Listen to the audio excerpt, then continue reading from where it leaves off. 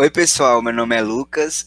Vocês já me conhecem das duas outras aulas sobre a primeira e a segunda Revolução Industrial, certo? E aqui, nesse terceiro vídeo, nessa terceira aula, da aula 3 de Geografia, a gente vai trabalhar com a terceira Revolução Industrial. Então, assim, é bom que, caso você, se por um acaso você caiu aqui sem assistir os dois primeiros vídeos, é importante que você volte lá e assista eles, tá? Porque é importante manter essa ordem. Até porque, como eu sempre falo, as revoluções industriais, elas são um processo. Então, assim, uma sucede à outra, certo? E aí, a terceira revolução industrial, né? Então, a terceira revolução industrial, ela também é conhecida como a revolução técnico-científica, certo? Justamente devido ao grande avanço tecnológico, certo? E a junção de tecnologia e ciência, certo? Durante essa época.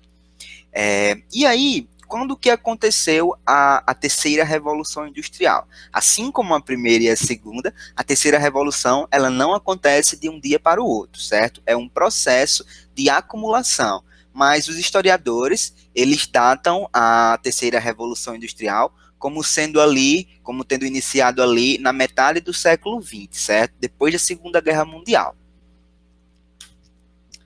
E aí, onde aconteceu a terceira revolução industrial? Bom, na primeira revolução industrial, a gente consegue saber de fato onde iniciou, que foi na Inglaterra. A segunda também, que além da Inglaterra já tinha os Estados Unidos, o Japão, a França e a Alemanha. Porém, a terceira revolução industrial, a gente não consegue saber exatamente de onde ela surgiu, certo? Porque já tinha se espalhado pelo mundo, certo? E aí, mas a gente pode dar uma atençãozinha maior para os Estados Unidos, o Japão e a Europa, tá?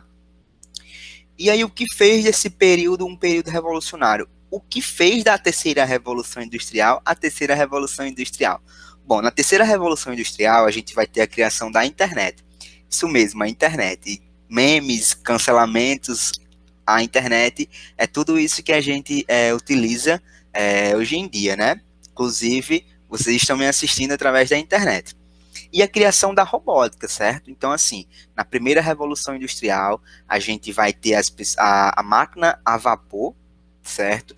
Na segunda revolução industrial, a gente vai ter a criação do motor combustível. E na terceira revolução industrial, a gente vai ter a criação da internet e da robótica. Então, assim, se antes da primeira revolução industrial, a gente tinha as pessoas produzindo com as próprias mãos, e aí, na primeira revolução industrial, a gente tem as pessoas produzindo através da máquina a vapor e depois através do motor a combustível e da eletricidade. Na terceira revolução industrial, isso vai ficar um pouco de lado justamente por conta da criação da robótica. Então, assim, a gente já não via mais aqueles trabalhadores indo lá, mexendo nas máquinas, certo? Justamente por conta da criação da robótica. O robô chegava lá e fazia simplesmente todo o trabalho, certo? Então, assim, a gente vai ter essa grande passagem aí, que realmente é uma revolução gigantesca. Na primeira revolução industrial, a gente tem como fonte de energia o carvão.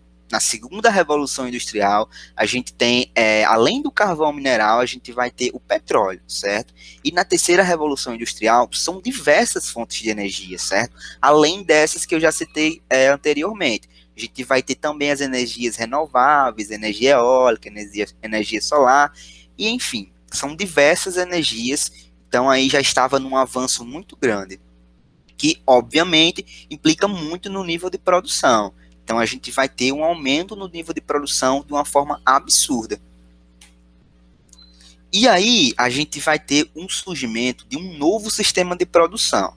Na segunda revolução industrial a gente viu ali o Taylorismo e o Fordismo, certo? Só que na terceira revolução industrial vai surgir o Toyotismo, certo?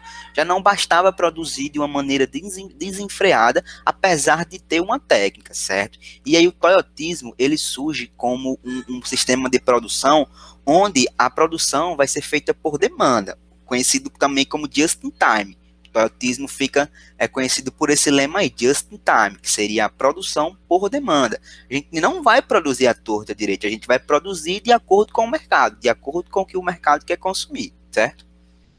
O aumento intenso na produção. Então, assim, a gente vai ter, né, a criação da internet, a criação da robótica, a gente vai produzir muito, muito, muito, muito mais em menos tempo, certo? E com a internet, o mundo ele simplesmente se tornou um só. Uma informação que antes demorava dias para chegar em outro país, chega hoje em dia mais ou menos em um segundo. É uma revolução gigantesca, certo? Então a internet assim como o processo, a globalização também, né, que torna o mundo mais próximo, as coisas mais próximas umas das outras, certo? Vai implicar de um nível absurdo no nível de produção, certo? A terceira revolução também é marcada por isso. E aí, na terceira revolução industrial, a gente vai ter a criação das empresas transnacionais. Na primeira revolução industrial e na segunda, a gente via as empresas produzindo ali em seus próprios países. Só que na terceira revolução industrial, com a criação das empresas transnacionais, a gente vai ver empresas que pertencem a um determinado país tomando conta de outros países, certo? Essas empresas, às vezes, elas têm mais dinheiro do que o próprio país e elas conseguem ter uma influência muito, muito, muito grande por conta dessa riqueza que elas levam para aquele país. Uma empresa dessas, às vezes, derruba um governo, certo? Uma mudança totalmente drástica na política de um país. E a terceira revolução industrial é marcada também pelo desemprego. Como eu falei, já não precisava mais daquele trabalhador que vai lá com a chave de fenda mexer na máquina. Já não precisava mais disso. Existiam robôs, os robôs foram criados. Então o robô chegava lá, a máquina, né, e fazia todo o serviço. A máquina cria um carro, a máquina cria um automóvel, certo? Então, assim, o desemprego é uma marca da terceira revolução industrial. Assim também como o crescimento do setor terciário, né? Esses trabalhadores, prestadores de serviços. A terceira revolução industrial fica marcada por um crescimento gigantesco do setor terciário. E aí, pessoal, eu trouxe aqui uma questão para vocês sobre a terceira revolução industrial, tá? Então eu preciso que vocês pausem o vídeo, leiam a questão e aí vocês tentam responder logo em seguida, tá?